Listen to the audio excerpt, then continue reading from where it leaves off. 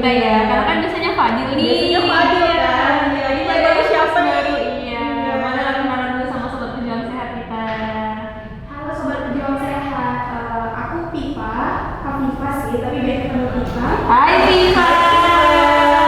Jalannya Fadil, Beberapa episode ini. karena Fadilnya lagi sibuk. Oh baik. Berarti Fadilnya lagi sibuk jadi diganti sama Pipa ya Kak Ari. Biasanya di belakang layar ya? Iya, biasanya di Sekarang di belakang depan layar. layar. Depan kamera dong. Makanya dia agak takut. Banyak sih. Let it flow aja, let it flow. Kan ada Kak Arya. Oke. Nih kan kemarin nih biar nggak panjang lebar ya Kak Ari. Iya. Kayaknya kalau kita bahas kayaknya curcol-curcol kita nggak selesai. Panjang ya. Iya. Ini cewek-cewek bertiga ya kan? Ih. Bisa kemana-mana. Menjalan kemana-mana nih, langsung kita cut aja ya. Nah kan kemarin kita ada ngebahas promotif dan preventif nih Kak. Salah Iya, satunya benar. ada prolanis. Prolanis, Nah iya. kan kakak sebutkan juga ada beberapa juga nih ya di dalam promotif dan preventif. Boleh lah Kak di spill satu lagi. Iya. Kita mau bahas apa nih sore ini? Jadi kalau di BPJS Kesehatan itu kan untuk promotif preventif yang dikelola itu kan untuk upaya kesehatan perorangannya ya UKP. Kemarin kita udah bahas tentang prolanisnya ya. Untuk pengelolaan program penyakit kronis. Nah, untuk hari ini gimana kalau kita bahas tentang screening riwayat kesehatannya kali ya? Boleh Kak, screening yang dari mobil JKN nggak sih Kak Ari? Benar. Wah. Di episode pertama, kayaknya itu Kak ada spill sedikit ya Iya, tentang benar. screening kan. Benar, Ada benar. katanya hostnya udah pada isi screening belum nih dari Iya. mobil JKN udah pada isi ya. Sudah isi.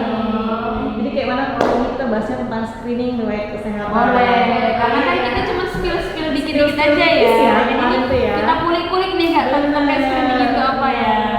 Bener. Jadi kalau untuk screening benar tadi kata Nazla, untuk screening riwayat kesehatan itu sebenarnya bisa diakses dari beberapa web ya. Jadi salah satunya ya kita pasti selalu kita pastikan untuk isi dari mobil JKN karena kan itu aplikasi fitur yang membanggakan, sebenarnya banyak fitur-fitur yang dapat dilihat.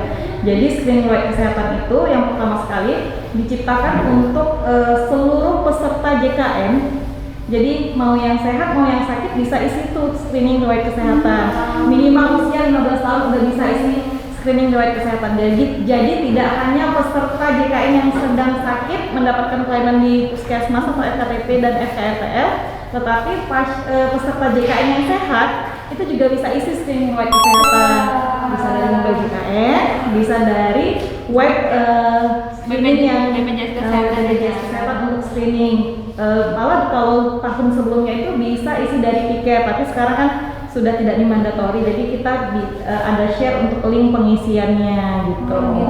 Sebenarnya banget, sebenarnya keren banget. Tapi Kak, sebenarnya tujuan screening ini apa sih Kak sebenarnya tujuan dari kita screening ini? Nah, jadi kan kalau di dalam, jadi ini ada info terbaru ya sebenarnya ya untuk screening riwayat kesehatan itu dia nanti ada lagi screening lanjutannya kalau memang dia hasilnya beresiko tidak beresiko. Nah untuk screening ini ada yang ternew Nazla. Berarti berita baru ya. Jadi untuk screening riwayat kesehatan dan screening penapisan kesehatan tertentu itu kan diatur di dalam Perpres sebelumnya dan diturunkan ke Per BPJS ya. Nah, di Per BPJS sebelumnya itu Per BPJS nomor 2 tahun 2019 itu diatur mengenai screening itu yang kita kelola ada 6 screening. Ya kan? Tahu nggak screeningnya itu untuk apa aja? Yang ini nggak sih Kak ya untuk DM ya Kak ya? Iya benar. Hipertensi juga. Benar. Kalau nggak salah ada kanker serviks juga. kalau Ada nggak salah. benar tuh Nazla. Jadi dari 6 tadi Nazla udah benar nih. Iya, ada dari 3 tiga. benar. Jadi sebelumnya untuk screening itu yang dikelola itu ada 6 memang. Ada untuk DM, hipertensi, kemudian ada untuk jantung koroner, ginjal kronik, kemudian kanker serviks dan kanker payudara. Nah, Per BPJS yang nomor 2 tahun 2019 tadi di tahun ini itu sudah diperbaharui menjadi Per BPJS nomor 3 tahun 2024 yang diundangkannya itu di 14 November lalu. Oh, berarti Nah, baru banget berlaku ya. 30 hari sejak ditetapkan. Itu berlaku di 14 Desember beberapa hari yang lalu. Baru banget. Baru banget. Jadi udah lebih dikembangkan lagi. Di mana yang sebelumnya itu yang dikelola hanya 6 ya. Iya. Sekarang menjadi 14. Wah, berarti semakin banyak ya. Semakin luas. Benar. Jadi ada poin positifnya. Kalau screening riwayat kesehatan itu kan nanti kalau dia hasilnya ada yang beresiko nggak beresiko, itu kan di aturan sebelumnya hanya FKTP swasta yang dapat menagihkan untuk yang screening tertentu yang tidak masuk ke dalam kapitasi di FKTP. Nah di aturan yang terbaru ini yang berlaku 14 Desember lalu, untuk FKTP pemerintah pun jika memang tidak ada anggarannya dari Pemda untuk screening tertentunya tadi untuk tindak lanjutnya, itu mereka bisa menagihkan ke BPJS Kesehatan. Keren Jadi banget. sudah semakin meluas dan semakin banyak yang tercover di dalam screening ini gitu. Luar biasa sih Kak, makin BPJS makin berkembang, Iya. transformasi mutu layanan juga lebih Benar. keren. Dan isi screening itu juga bisa di mana aja, jadi nggak harus peserta BPJS yang dirawat di rumah sakit atau mengakses layanan di FKTP. Jadi itu memang sudah bisa diakses, diisi oleh seluruh peserta BPJS Kesehatan dimanapun berada, peserta JKN yang dia usianya itu seperti yang kita katakan di awal minimal usia 15 tahun gitu. Dan nanti jangan lupa nih Nazila sama Pipa, kalau udah awal tahun nanti langsung isi lagi screeningnya dan tampilannya udah baru. Oh, nggak udah seperti berbeda yang lama. ya. Kalau dulu keluarnya kan dia rendah, sedang atau Iya, tinggi, benar. beresiko atau tidak beresikonya Iya. rendah atau tinggi. Nah nanti yang terbaru ini keluarnya hanya beresiko atau tidak beresiko untuk screeningnya langsung muncul.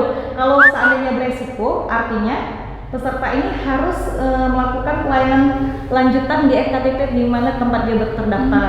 Misal tensinya nanti misalnya Kak Ria nih hasilnya tensinya beresiko hipertensi, maka harus segera mungkin untuk melakukan tensi ke FKTP terdaftar biar kontrol tensinya gitu. Berarti hasil dari kayak sangat beresiko itu langsung dianjurkan untuk langsung pemeriksaan FKTP, ya? FKTP di mana kita terdaftar gitu. Jadi bisa langsung dilakukan pemeriksaan dan bisa langsung dipantau apa tindak lanjut dari hasil screening yang sudah kita isi tadi gitu. Jadi Kak, untuk screening itu tuh bisa dilakukan beberapa kali setahun? Untuk screening riwayat kesehatan ya. Nah untuk screening riwayat kesehatan itu bisa dilakukan 1 kali dalam 1 tahun. Namun di tahun ini karena tadi ada perubahan aturan terbaru ya, di tahun ini kalau memang di awal tahun kemarin Pipa sama Nazila udah isi, ini bisa diisi lagi dengan Tampilan yang baru.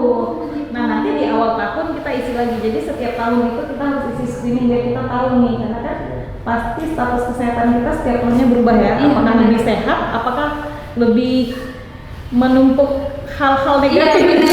Karena pola hidup kita berubah ya Kak selama 1 tahun ya. Tergantung pola hidup kita kan. Pasti kan makanya screening terhadap kesehatan itu akan dilakukan setiap tahun gitu, baiknya dilakukan setiap tahun. Berarti Kak, karena kan tadi ada Kak yang menyebutkan nggak mesti dari mobile JKN juga ya Kak ya? Iya. Karena kan pasti ada peserta-peserta soal penjual sehat kita ini juga tidak memiliki aplikasi mobile JKN. Nggak semua punya Android kan? Iya, Iya, itu masih bisa benar. akses dari website dari BPJS Kesehatan ya. Jadi kan untuk screening riwayat kesehatan ini karena memang tidak dimandatori lagi oleh kantor pusat ya untuk di FKTP, jadi yang sudah berjalan ya di tahun 2024 ini khususnya di KC Langsa di seluruh FKTP yang bekerjasama dengan kantor BPJS Kesehatan, itu setiap FKTP memiliki PIC.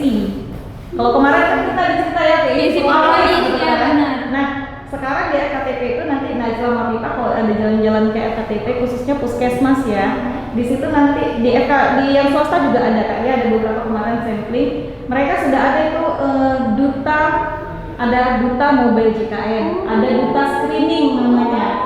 Iya, jadi di setiap FKTP itu mereka nanti ada sebelum melakukan pelayanan peserta yang datang itu langsung di screening terus, dicek dulu pernah di screening atau enggak. Kalau dipikir kan nanti kelihatan ya peserta ini belum terscreening, maka FKTP akan langsung screening. Nah,